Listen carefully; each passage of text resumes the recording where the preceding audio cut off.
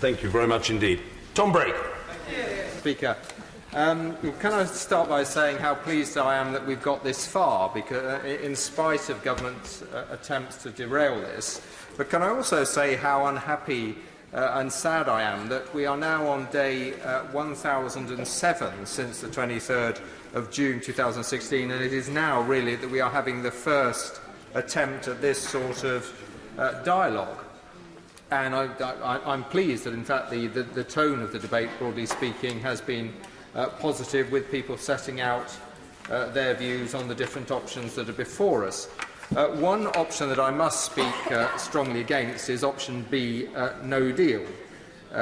put forward by the member for Basildon Billericay, because I do think that anyone who advocates no deal is not participating in I think he used the phrase, rational discourse. And I don't think anyone who is advocating no deal could possibly have spoken to business recently, the police, the NHS, UK citizens in the EU, or indeed EU citizens in the UK, because the implications for all of those groups of no deal. So I hope no deal will get soundly defeated today.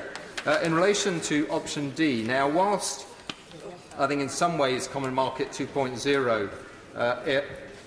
would be the best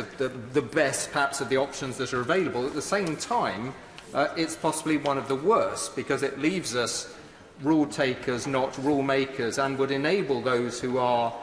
antagonistic towards the European Union to carry on their campaign on the basis that we are having to sign up to a large part of the EU's agenda, including making financial contributions, but without actually having any say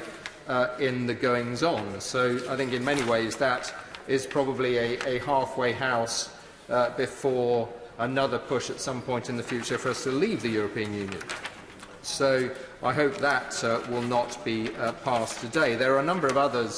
other motions or amendments before us which I'm afraid would fall into the category of unicorns or wishful thinking. The idea that things can be renegotiated at very short notice, new protocols can be found, new arrangements which haven't been found in the last 2.5 years, I think are simply, it is wishful thinking to think that that can be achieved in the time that might be available for this. Of course, anything that we do does actually require the European Union to agree to an extension. There are some that are not unicorns, such as the Customs Union proposal, but I think are far too unambitious in terms of the arrangement we're seeking with the European Union. Really just the two that I'd like to focus on in the last couple of minutes, of course, is the Amendment L, and I'm very pleased that the member for Edinburgh South brought that forward with cross-party support, underlining that revoke remains a possibility for the United Kingdom and should be a possibility up to the very last moment. We need to have an ability to block a no-deal scenario, and clearly that is what revoke is there for, and I'm very pleased that a joint sort of cross-party effort involved in the court case that went to the European Court secured confirmation that the UK can revoke Article 50 at any point up to the point immediately prior to our departure. On Amendment M, like other members have commented, I think the member for Derby South, her oratory, I hope, will have convinced many people in this chamber, not just those already signed up to the idea of a confirmatory public vote, but perhaps many others, to come in behind that, because it is very clear, as many members have said this afternoon, and I'm sure others will before the debate is over, the terms of our leaving the European Union, the terms or the explanation that was given 1,000 days ago about what was going to be on offer is clearly not what is going to be deliverable. And of course, if we do as a House decide to proceed with